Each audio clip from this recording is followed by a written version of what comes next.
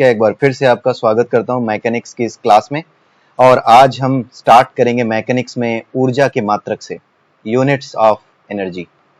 ठीक है, पिछले वीडियो में हमने देखा था ऊर्जा का एक मात्रक था जूल, लेकिन जो ऊर्जा का मात्रक जूल है वो किस में है? एमकेएस प्रणाली में है, एमकेएस सिस्टम और एसआई सिस्टम। ठीक है, इन सिस्टम्स के बारे में हम बाद में देख सकते हैं। अगर आपको पता है तो अच्छी बात है, अदरवाइज इन सिस्टम्स के बारे में हम आगे देखेंगे। आई होप कि आपको ये पता होंगे एमकेएस सिस्टम और एसआई सिस्टम। तो ऊर्जा का मात्रक जूल है एमकेएस या एसआई सिस्टम में, और उसके अलावा ऊर्जा का मात्रक होता है अर्ग। ये होता है आपका सीजीएस। ठीक है, सीजीएस का मतलब होता है सेंटीमीटर, ग्राम एंड सेकेंड। ठीक है, सीजीएस सिस्टम में जो यूनिट होती है दूरी की वो ली जाती है सेंटीमीटर में, जो वजन होता है वो ग्राम में लिया जाता है, और जो टाइम होता है वो सेकंड में लिया जाता है। एमकेएस में क्या किया जाता है? एमकेएस में मीटर में लिया जाता है दूरी को, किलोग्राम में लिया जाता है वजन को, आपका जो द्रव्यमान है। ठीक है, और समय को लिया जाता है सेकंड में। ठीक है, तो ये ऊर्जा के मात्रक हो गए। उसके अलावा ऊर्जा का मात्रक हमने एक और देखा था, वाट। वाट क्या होता है? ठीक है, अगर हम एक जूल कार्य, ठीक है, एक सेकेंड तक करें, एक जूल कार्य एक सेकेंड तक करें, तो उसको हम क्या कहते हैं? एक वाट कहते हैं। ठीक है, अब एक वाट घंटा क्या होता है? एक घंटे में कितने सेकेंड होते हैं? 60 मिनट्स इंटू 60, एंड देन एक वाट, तो कितने हो गए? 3600 वाट।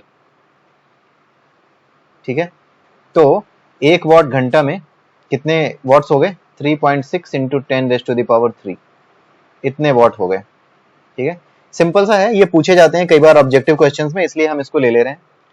उसके बाद आता है हमारा 1 किलोवाट घंटा। ठीक है, आइए देखते हैं 1 किलोवाट घंटा किसको कहते हैं। 1 किलोवाट घंटा। ठीक है, अब 3.6 इंटू 10⁻³ ये तो वाट था। 1 किलोवाट में कितने वाट होते हैं? 1000 वाट होते हैं। ये तो पहले से पता था हमें, एक वाट घंटा पता था, इतना हमें पता था, वाट घंटा पता था, 3.6 इंटू 10⁻³ अब किलोवाट लगा दिया तो 1000 का मल्टीप्लिकेशन करना पड़ेगा, तो ये कितना हो जाएगा? 3.6 इंटू 10⁻6 वाट।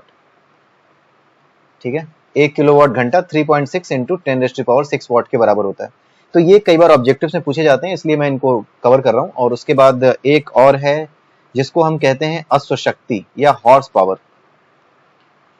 ये भी ऊर्जा का मात्रक होता है। एक अश्वशक्ति में कितने वाट होते हैं? 746 वाट होते हैं, ये याद रखिएगा। ये पूछा जा चुका है कई बार, एक अश्वशक्ति में कितने वाट होते हैं। ठीक है, इसको नोट कर लीजिए। अब हम देखते हैं ऊर्जा के अलग अलग रूप क्या हैं, किन किन रूपों में ऊर्जा उपस्थित हो सकती है। ऊर्जा के रूप कौन कौन से रूप हैं ऊर्जा के, जिस रूपों में ऊर्जा हमारे सामने उपस्थित हो सकती है। सबसे पहली चीज हम पढ़ते हैं द्रव्यमान ऊर्जा। ठीक है, ये कुछ नई चीज आप सुन रहे होंगे, द्रव्यमान ऊर्जा, द्रव्यमान के कारण ऊर्जा। ठीक है, अगर किसी वस्तु का द्रव्यमान m है, ठीक है, तो उसमें जो ऊर्जा होती है ना वो mc² होती है। c क्या है? स्पीड ऑफ लाइट, प्रकाश की चाल। तो E = mc², ये होती है किसी वस्तु में उसके द्रव्यमान के कारण ऊर्जा। ठीक है, जब हमारा नाभिकीय विस्फोट होता है, या फिर जब दो नाभिक, आपने देखा होगा नाभिकीय संलयन, आपने सुना होगा, अगर नहीं सुना होगा तो हम आगे पढ़ेंगे नाभिकीय संलयन, इसके बारे में देखते हैं। आपने देखा होगा एटम्स के चारों ओर इलेक्ट्रॉन्स घूम रहे होते हैं। एटम में न्यूक्लियस होता है, न्यूक्लियस के चारों इलेक्ट्रॉन्स घूम रहे होते हैं। ठीक है, मान लीजिए ये हाइड्रोजन का एक एटम है 1H1, और एक और एटम है आपका, वो भी क्या है? 1H1, वो भी यही है। ठीक है, अब जब इन दोनों को मिलाया जाएगा तो इन दोनों के वजन से ना थोड़े कम वजन का जो नया एटम बनेगा मिलाने पे, उसका वजन क्या होगा? दोनों के वजन से थोड़ा कम होगा। ठीक है, दोनों के वजन का मतलब है दोनों के द्रव्यमान से, वजन सही वर्ड नहीं है, द्रव्यमान है। द्रव्यमान थोड़ा कम होगा। अगर इसका द्रव्यमान 10 है, इसका द्रव्यमान 20 था, तो यहाँ पर ना कुछ 16, 17 या 16.7 समथिंग बचेगा। तो यहाँ पे जो गायब हो गया द्रव्यमान, होना चाहिए था यहाँ पर आपका 26 मान लीजिए आ गया, होना चाहिए था सपोज 30, लेकिन आया कितना 26। तो 4 किलोग्राम का जो लॉस हुआ ना, ये 4 किलोग्राम जो है आपके स्पीड ऑफ लाइट से मल्टीप्लाई करने पे जो भी वैल्यू आएगी उतनी एनर्जी जो है वो पैदा करेगा, उतने जूल की एनर्जी पैदा करेगा। और जो आपका नाभिकीय संलयन है, जहां पे हाइड्रोजन बम होता है, वहां पर यही जो एनर्जी लॉस हुई है, यही जो द्रव्यमान का लॉस हुआ है, ये जो मास का लॉस हुआ है 4 किलोग्राम का, यही किसमें कन्वर्ट हो जाता है, लाइट की स्पीड से आप मल्टीप्लाई कर दो, लाइट की स्पीड के स्क्वायर से आप मल्टीप्लाई कर दो, तो जो वैल्यू आएगी, ठीक है, उतना ही आपका वो हो जाएगा, उतनी ही जूल ऊर्जा उत्पन्न हो जाएगी इससे।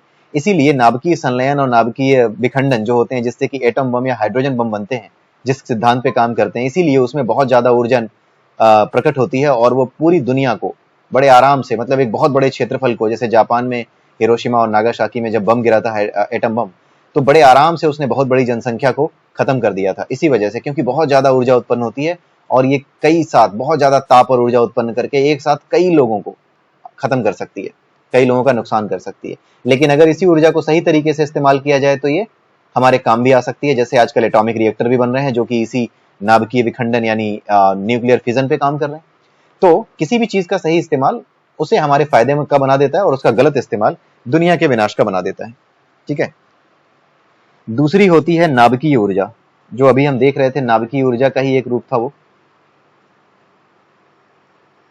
नाभिकीय ऊर्जा क्या होती है, नाभिक में जो आप दो परमाणुओं के नाभिक, एटम 1 और एटम 2 के जो नाभिक मिलते हैं, तो उसमें जो एनर्जी मास का जो लॉस होता है, यानी द्रव्यमान का जो लॉस होता है, उसकी वजह से जो एनर्जी पैदा होती है उसी को क्या कहते हैं, एटॉमिक एनर्जी कहते हैं, जो ऊपर हमने देखी। तो नाभिकीय ऊर्जा क्या होती है, नाभिक में परमाणुओं के संलयन, परमाणुओं के नाभिकों के संलयन या उनके विखंडन के परिणाम स्वरूप, नाभिक के संलयन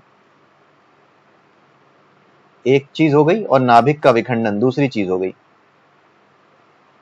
यही दोनों जो है किसके सोर्स हैं, एटॉमिक एनर्जी के, नाभिकीय ऊर्जा, या आप कह सकते हैं न्यूक्लियर एनर्जी, ठीक है। न्यूक्लियर एनर्जी के सोर्स यही दो हैं। आगे देखते हैं ध्वनि ऊर्जा क्या होती है।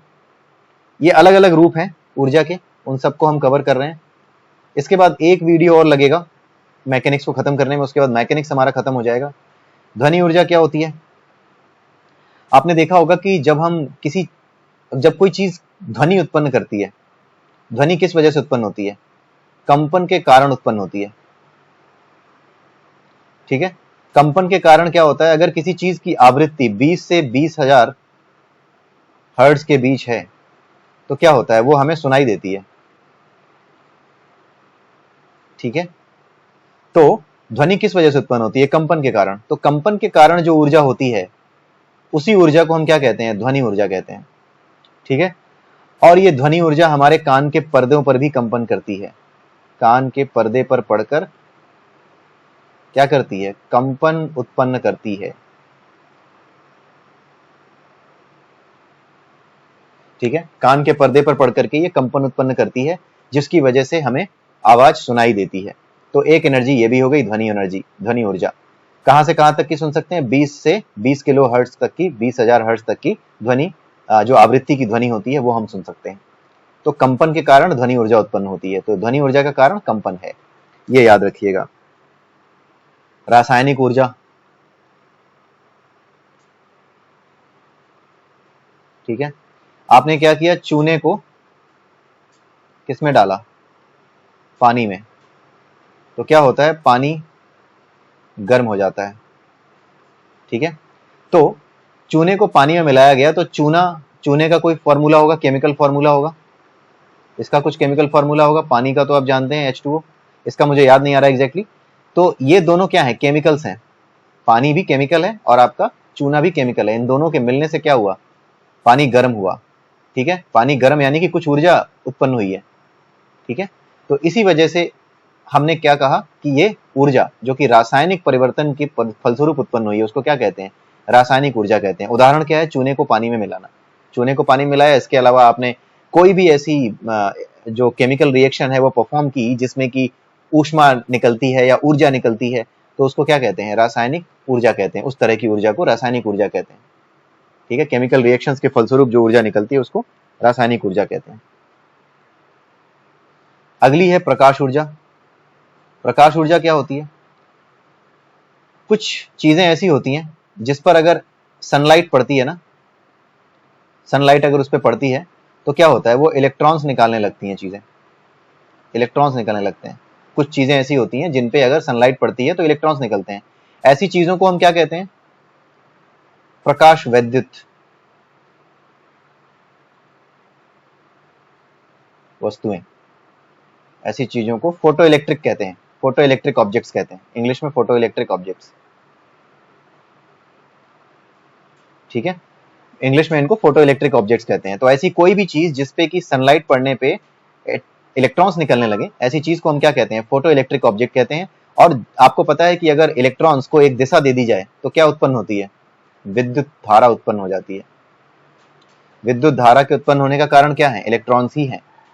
ठीक है, तो इस तरह की ऊर्जा जो कि प्रकाश के द्वारा इलेक्ट्रॉन निकाल करके, इस तरह की विद्युत ऊर्जा जो कि प्रकाश के द्वारा इलेक्ट्रॉन के निकलने से, किसी सतह से, किसी पदार्थ के सतह से इलेक्ट्रॉन निकलने से पैदा हो, उस तरह की विद्युत ऊर्जा को, विद्युत धारा को क्या कहते हैं? विद्युत धारा क्या है? जो धारा उत्पन्न होगी वो ऊर्जा ही तो है।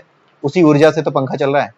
तो विद्युत धारा से जो ऊर्जा उत्पन्न हो रही है उस ऊर्जा को क्या कहेंगे? प्रकाश ऊर्जा कहेंगे। अगर वो ऊर्जा किसी ऐसे सतह पे पड़ने से निकल रही है, इलेक्ट्रॉन किसी ऐसी सतह पे पड़ने से पैदा हो रही है जिस सतह पे पड़ने पे इलेक्ट्रॉन पैदा हो जाते हैं और उन इलेक्ट्रॉन्स को एक दिशा देने पर विद्युत धारा उत्पन्न की जा सके। ठीक है, बहुत सिंपल सा है। इलेक्ट्रॉन्स निकलते हैं, कुछ पदार्थ ऐसे होते हैं जिनसे इलेक्ट्रॉन्स निकलते हैं और उनसे निकलने के बाद जब इलेक्ट्रॉन्स निकलते हैं तो उन इलेक्ट्रॉन्स को जब एक दिशा दे दी जाती है तो क्या हो जाती है? विद्युत धारा उत्पन्न हो जाती है। और विद्युत धारा क्या है? एक प्रकार की ऊर्जा है। ठीक है, उस ऊर्जा से ही तरह तरह की चीजें जलती हैं, जैसे बल्ब जलता है, पंखा चलता है। तो ये सारी चीजें जो होती हैं, ये सारे काम जो होते हैं, ये विद्युत ऊर्जा की वजह से ही होते हैं। तो इस तरह की ऊर्जा को, जहां पे प्रकाश इन्वॉल्व हो, प्रकाश की वजह से जहां इलेक्ट्रॉन उत्पन्न हो रहे हैं, इस तरह की ऊर्जा को क्या कहते हैं? प्रकाश ऊर्जा कहते हैं। अब हम आगे देखते हैं ऊष्मीय ऊर्जा।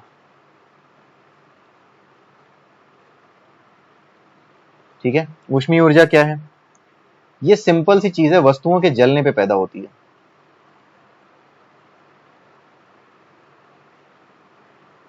ठीक है, वस्तुएं के जलने पर पैदा होती है।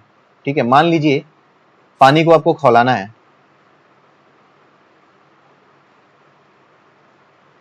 ठीक है, पानी जब खौलने लगा, उस खौलते हुए पानी से जो भाप बनी, उस भाप का इस्तेमाल आपने किसी चीज को चलाने में किया। भाप का यूज करके आपने टरबाइन चलाई। ठीक है, टरबाइन का नाम आपने सुना होगा। आपने किसी चीज को जलाया, वस्तुओं को जलाया। कौन सी चीज जलाई? कोयला जलाया। मान लीजिए कोयले का दहन किया, कोयले को जलाया। कोयले को जला करके पानी को खौलाया, किसी किसी चीज को खौलाया, पानी ही खौलाओगे आप। उसके खौलाने पे जो भाप पैदा हुई, उस भाप से अगर आपने कोई टरबाइन चलाई या किसी चीज को घुमाया कि वो बिजली पैदा कर सके, टरबाइन को घुमाया कि बिजली पैदा कर सके, तो क्या हो रहा है? बिजली पैदा क्यों हो रही है? इसलिए पैदा हो रही है क्योंकि आपने ऊष्मा दी। कोयले की ऊष्मा से ये टरबाइन चली और उससे बिजली पैदा हुई। तो इसमें जो ऊर्जा उत्पन्न होगी, इसमें जो कार्य करने की क्षमता होगी, उसी को ऊर्जा कहते हैं। तो इस बिजली में जो ऊर्जा होगी जिसकी वजह से बल्ब जलेगा, पंखा चलेगा, इसी ऊर्जा को क्या कहा जाएगा? ऊष्मीय ऊर्जा कहा जाएगा। अगर उसका स्रोत क्या है? दहन, यानी किसी चीज को जलाना। अगर ऊर्जा किसी चीज को जलाने से अंत में प्राप्त हो रही है, प्रारंभ में किसी चीज को जलाने पर ही अंत में वो ऊर्जा प्राप्त हो रही है, तो ऐसी ऊर्जा को क्या कहेंगे? ऊष्मीय ऊर्जा कहेंगे। अब हम आते हैं यांत्रिक ऊर्जा पे। अगली ऊर्जा है यांत्रिक ऊर्जा।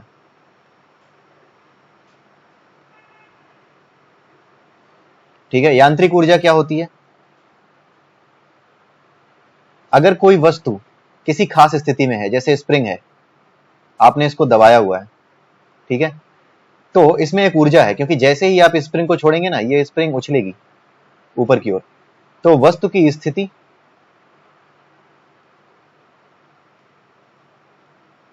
या उसकी गति के कारण जो ऊर्जा होती है वो कैसी ऊर्जा होती है? यांत्रिक ऊर्जा होती है। और वस्तु की स्थिति के कारण जो ऊर्जा होती है वो उसे क्या नाम देते हैं? स्थितिज ऊर्जा नाम देते हैं। और वस्तु की गति के कारण वस्तु में जो ऊर्जा होती है उसे क्या कहते हैं? गतिज ऊर्जा कहते हैं। ठीक है, तो यांत्रिक ऊर्जा कितने तरीके की होती है? स्थितिज ऊर्जा और गतिज ऊर्जा, ये दो तरीके की होती है। गतिज ऊर्जा का फॉर्मूला हमने देखा था 1/2 mv²। ठीक है, जहां पे m क्या है? द्रव्यमान है, मास। स्थितिज ऊर्जा क्या है? mgh, जहां m क्या है? द्रव्यमान है। ठीक है, तो ये दो फॉर्मूले याद रखिएगा, इस पे क्वेश्चंस पूछे जाते हैं कि अगर किसी वस्तु का वेग घटा दिया जाए, आधा कर दिया जाए, तो उसकी गतिज ऊर्जा कितने प्रतिशत कम हो जाएगी। तो इस तरीके के क्वेश्चंस बहुत से आते हैं। आगे चल के हम इनके एक्सरसाइजेस देखेंगे, बट हाँ, आपको काफी चीजें अब क्लियर हो चुकी हैं। मैकेनिक्स से अगर कोई क्वेश्चन आता है तो आप अधिक से अधिक क्वेश्चन सही करके आएंगे। ठीक है, आगे देखते हैं। अब हम थोड़ा सा रिवीजन करते हैं, ठीक है, क्योंकि स्थितिज ऊर्जा भी कई तरीके की होती है, उसके बारे में अगले वीडियो में मैं कवर करना चाह रहा हूँ। स्थितिज ऊर्जा के प्रकार ये हम अगले वीडियो में कवर करेंगे। मैं सोच रहा था इसको कवर कर दूं, बट वीडियो लंबा हो जाएगा। ठीक है, स्थितिज ऊर्जा के प्रकार ये हमें कवर करना है नेक्स्ट वीडियो में। अगली वीडियो में हम इसको कवर करेंगे। आज देखते हैं कुछ न्यूमेरिकल्स, जो पिछला पढ़ा हुआ है उसको थोड़ा सा रिवाइज करते हैं। पिछले वीडियो में हमने क्या किया था? गुरुत्व केंद्र के बारे में पढ़ा था। तो गुरुत्व केंद्र क्या होता है? जहां पे एक ऐसा बिंदु, किसी वस्तु का ऐसा बिंदु जहां पर उस वस्तु का सारा भार कार्य करता है, उसी को हम क्या कहते हैं? उस वस्तु का गुरुत्व केंद्र कहते हैं। इसको दोबारा से बताने नहीं जा रहा, आज एक एग्जांपल लेते हैं। मान लीजिए दो पिंड हैं, एक है 7 किलोग्राम का और एक है 9 किलोग्राम का। ठीक है, 7 किलोग्राम और 9 किलोग्राम के दो पिंड हैं, एक दूसरे से कितनी दूरी पे हैं? 8 मीटर की दूरी पे हैं। टोटल दूरी 8 मीटर की है। ठीक है, अब ये पूछा जा रहा है कि अगर 7 किलोग्राम और 9 किलोग्राम की दो वस्तुएं हों तो उनका जो गुरुत्व केंद्र है वो किस जगह होगा? सीधी सी बात है, गुरुत्व केंद्र किधर की ओर होता है? जिधर भार ज्यादा होता है। ये आप याद रखिएगा, भार जिधर ज्यादा होगा उधर ही गुरुत्व केंद्र खसकेगा। ठीक है, यानी इधर कहीं होगा, इसके नजदीक होगा, 9 किलोग्राम वाले के ज्यादा नजदीक होगा। ठीक है, तो मान लीजिए ये टोटल दूरी 8 थी और 9 किलोग्राम वाले की दूरी आप मान लीजिए r है, तो ये दूरी कितनी हो जाएगी? 8 - r। यहां तक की दूरी 8 - r हो जाएगी। और गुरुत्व केंद्र का सिद्धांत क्या है? कि उसके दोनों ओर लगने वाले बलों का जो आघूर्ण है वो बराबर होता है, यानी बल आघूर्ण, यानी 7 इंटू क्या? 8 - r is equal to 9 into r। ठीक है, तो 56 - 7r is equal to 9r। ठीक है, तो यहां पर हम क्या देखते हैं? 16r, क्योंकि 7 और 9 जुड़ जाएंगे, 16r इज इक्वल टू 56। तो r इज इक्वल टू हो जाएगा 56/16। तो इसको आप सिंप्लीफाई कर लीजिएगा, डेसिमल में कितना आता है? उतनी ही दूरी पर इस 9 किलोग्राम वाले से वो गुरुत्व केंद्र उसकी दूरी पर होगा। आप इस चीज को हमेशा याद रखिएगा, जो भारी है उसके नजदीक होगा गुरुत्व केंद्र। ठीक है,